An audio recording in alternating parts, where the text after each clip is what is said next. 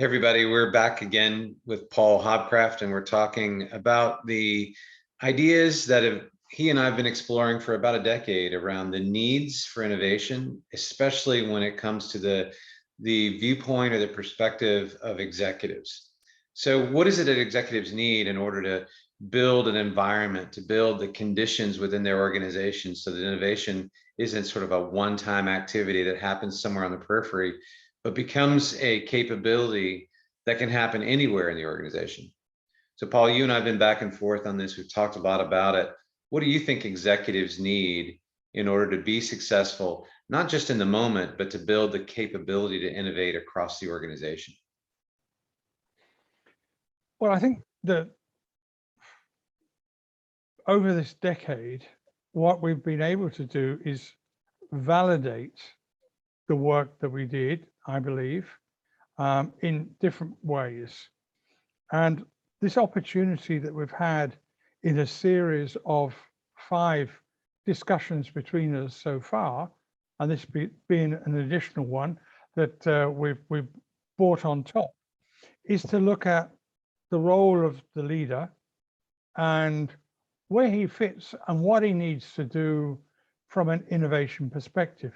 It hasn't changed in 10 years. It's actually accelerated in where he should be engaged.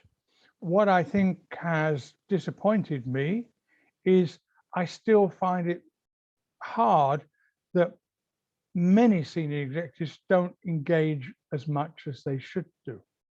So in the first part of my evaluation since then has been actually to say, how do we get them more engaged?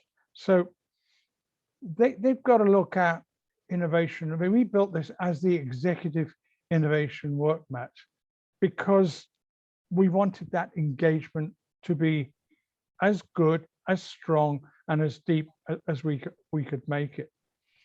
I think there's a greater understanding of what value they can get out of innovation, but I think there is still the concerns of, but what does it mean to me? Got any points on that? I think you've raised a really interesting point. I don't think that a lot of executives in the past, and I think increasingly more so, they're beginning to understand that there's a need from the leadership, from the top down of any organization, not just to say they need innovation. That's an easy thing to do. But I think it's more important to put the practices, the frameworks, the processes, the governance, some of the things that you and I have been talking about, to put those things in place, to create an organization where it's much easier for innovation to get organized, for innovation practices and policies and projects to be conducted, to remove the barriers or lower the hurdles to that kind of work. And there are a number of reasons for that. Change is accelerating, the pace of change is faster, there's many more new competitors emerging, and innovation itself is changing. You and I talked earlier about the fact that we're going from perhaps innovating a product to realizing maybe we can't take the product any further, but we need to change the experience or the data around the product. So innovation itself is changing. And if you're not good at the basic core practices of innovation, all the while things are changing and the expectations of the consumer is changing, then you're failing your organization. So ultimately, what I think executives need to know is innovation isn't something that happens in the periphery, that happens occasionally. It needs to become a central core capability. And we need to shift our thinking from the way we've always worked into a new dynamic. And when we move to a new dynamic, we need a new way of thinking, a new set of frameworks. And I'm thinking that you and I have tried to explore some of those through the executive Workmat. And I'm hoping that through these videos we've had, we can begin to share our thinking around them. I really, two things strike me as have changed in the last 10 years. Businesses are operating in far more disruptive markets. And where risk is coming from has magnified. It's not from 1 or 2 or 3, it's across the board.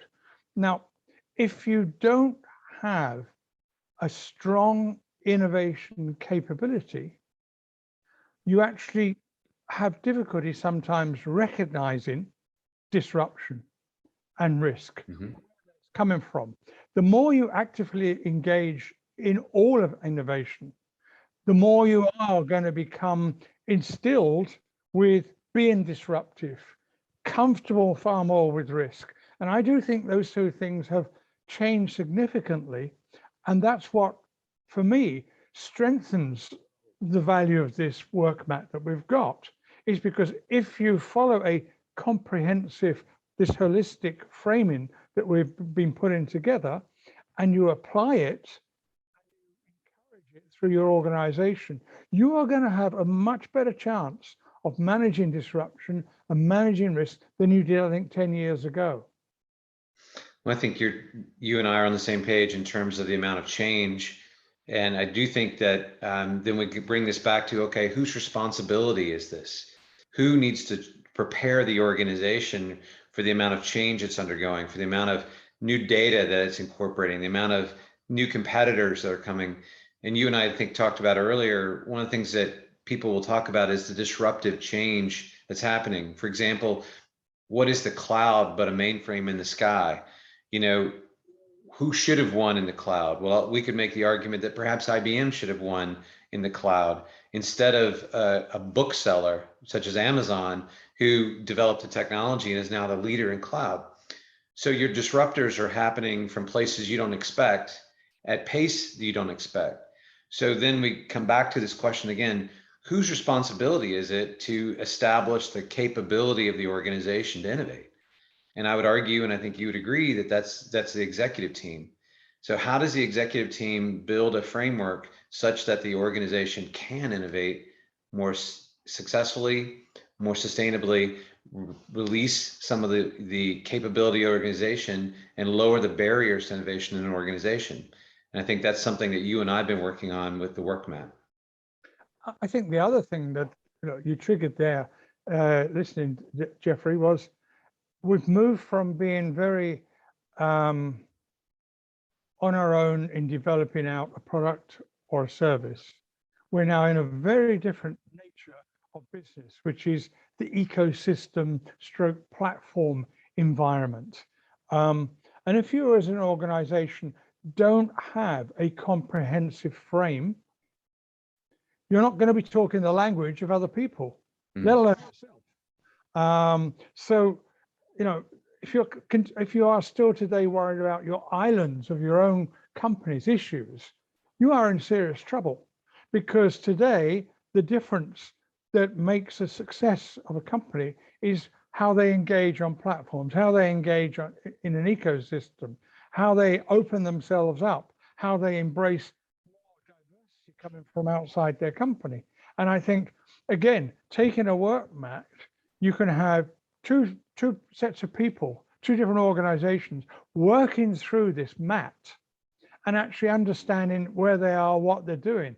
And it's a great evaluator of, these are our gaps, these are your gaps. And for a leader, that's a pretty important learning moment if he wishes to go forward in a new way of managing his business, which is what I think companies are certainly trying to do at the moment.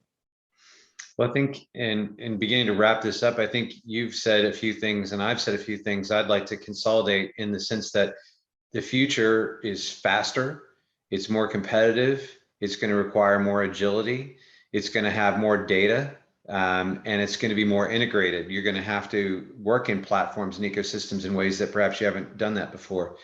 What does all that require? If I have to compete in that way, in the ways I've just described, I need, and my organization needs to be more innovative. And if we need to be more innovative, then we need a new frame, a new way of thinking about what does it take to become more innovative? And that's where I want to go back in just a second and bring the Workmat up as a way to think about that framing. How does an organization, and especially the executive team, frame innovation and build the capacity for innovation across the organization? Before I bring that Workmat up, any last thoughts from your perspective, Paul? No, I think you've a couple of word you picked up there, which is, or you mentioned, is this is a great way to frame innovation. It's a great way to dialogue innovation through the Workmat.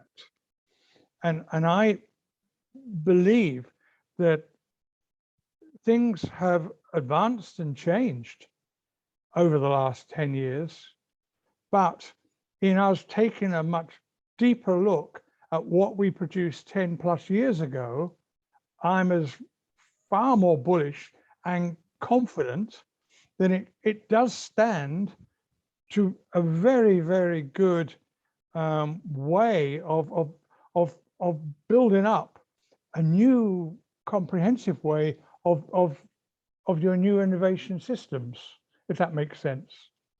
Yeah, I'm going to share the Workmat and just bring it up and talk about it very quickly. Again, we have, between the two of us, we built this Workmat, and we've worked with companies to help them frame their innovation activity. But we still need to come back to this idea of executives buying into the idea that they need to build the capacity within their organization. And that capacity isn't just at the strategic level. It's not just at measuring things. It's not just at building structure and function, but it's all of these things, and all of these things working well together. And this idea is pulling together a system, if you'd like, a system of all these principles or attributes such that the company is much more prepared to innovate on a regular basis. And as we said, lowering the barrier and engaging the organization to do more innovation more regularly and more efficiently. Any last thoughts around the Workmat before we leave? No, I feel very comfortable with what we've got on this Workmat.